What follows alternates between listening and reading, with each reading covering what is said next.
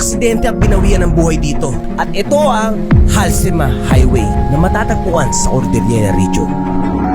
Kilala rin itong kalsada nito sa tawag na Benguet Mountain Province Road at kabilang to sa 25 most dangerous highway hindi lang sa Pilipinas, kundi sa buong mundo.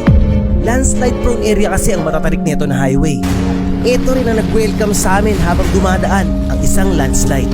Ay shit, may aksidente man. May aksidente dun sa harap.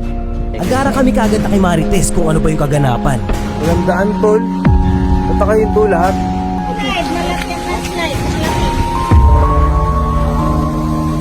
Mga naglalaki ang bato sa kalsada ang bumungad sa amin. Nagtanong-tanong na rin ako sa mga nauna sa amin dito kung gaano sila katagal naghihintay. Kayo na pa kayo, kuya? Kayo na pa kayo dito? Magabi? Ito na yung isa sa pinakatakot namin ngayon dito. Yung landslide. Hindi na kumakadaan kami ngayon dito.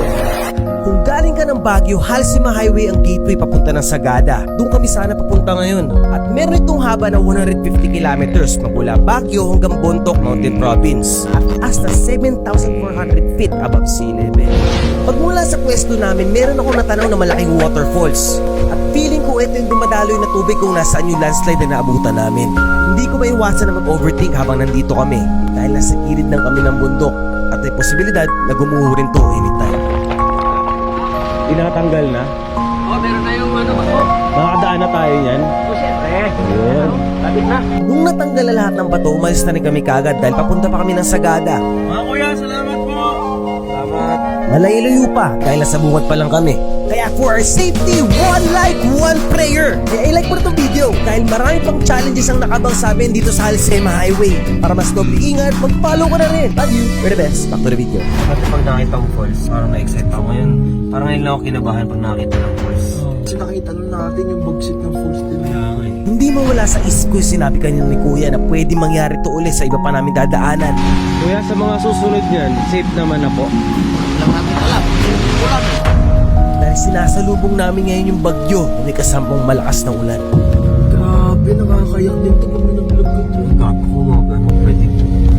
Sinimulan gawin itong Halsema Highway noong 1922 at natapos ito noong 1930s. Pinangalan naman itong highway na to sa isang Amerikanong engineer na si Julius Halsema na naging mayor din ng Baguio noon.